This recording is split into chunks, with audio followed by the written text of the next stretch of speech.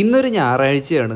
ആലുവയിലുള്ള സാഗർ ഹോട്ടലിൽ നിന്നൊരു ബിരിയാണി ഞാൻ പണ്ട് വർഷങ്ങൾക്ക് മുമ്പാണ് അവിടെ നിന്ന് കഴിച്ചിട്ടുള്ളത്. പിന്നീട് ഇപ്പോഴാണ് കേട്ടോ കഴിക്കാൻ പോകുന്നത്. എനിക്ക് അവിടുത്തെ മസാല ഭയങ്കര ഇഷ്ടമാണ്. അടിപൊളിയാണ് കേട്ടോ. നല്ല റൈസും അത്യാവശ്യം ക്വാണ്ടിറ്റിയിൽ ചിക്കനും കാര്യങ്ങളൊക്കെ കിട്ടുന്നൊരു ഹോട്ടലാണ്. നമ്മുടെ റെയിൽവേ സ്റ്റേഷൻ്റെ തൊട്ടടുത്ത് തന്നെ ആയിട്ടുള്ള സാഗർ ഹോട്ടൽ. ഇതിപ്പോൾ ഈ ഒരു ഹോട്ടലിനെ പൊക്കി പറയാൻ വേണ്ടിയിട്ടുള്ള വീഡിയോയും കാര്യങ്ങളൊന്നും അല്ല കേട്ടോ. പണ്ട് തൊട്ടേ ബിരിയാണി കഴിച്ചിരുന്നത് ഈ ഒരു ഹോട്ടലിൽ തന്നെയായിരുന്നു. പിന്നീടാണ് മന്തി എല്ലാവരുടെയും മനസ്സിലേക്ക് വന്നത്. അറിയാമല്ലോ, മന്തി വന്നതിന് ശേഷം ഞാൻ ബിരിയാണീനെ മറന്നതെന്ന് വേണം പറയാൻ. അങ്ങനെ ഏറെ കാലത്തിന് ശേഷമാണ് ബിരിയാണി കഴിക്കുന്നത്. നല്ല അടിപൊളി മസാലയും ചിക്കനൊക്കെ ഉള്ള അതിലേക്ക് ഇതേ കുറച്ച് അച്ചാറിങ്ങനെ ഇട്ടിട്ട് അതും കൂട്ടി ഒരു പിടുത്തം പിടിക്കും.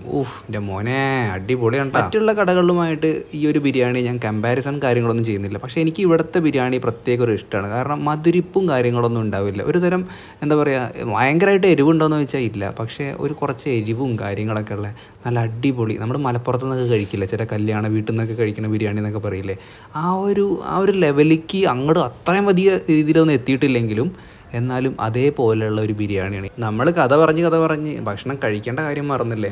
ഭയങ്കര വിശപ്പായിരുന്നു. അതുകൊണ്ട് തന്നെ പിന്നെ ഒന്നും നോക്കിയില്ല. വളരെ കുറച്ച് മാത്രമേ ഷൂട്ട് ചെയ്തിട്ടുണ്ടായിരുന്നുള്ളൂ കേട്ടോ വീഡിയോ. ഒരു ഫുഡ് ബ്ലോഗ് പോലെയൊക്കെ ചെയ്യണമെന്നുണ്ടായിരുന്നു. പക്ഷേ അവിടെ ഭയങ്കര തിരക്കായിരുന്നു. അതിനൊക്കെ ശേഷം ഞങ്ങളൊരു ലൈം ജ്യൂസും കൂടി അവിടെ നിന്ന് കാച്ചിട്ടാം.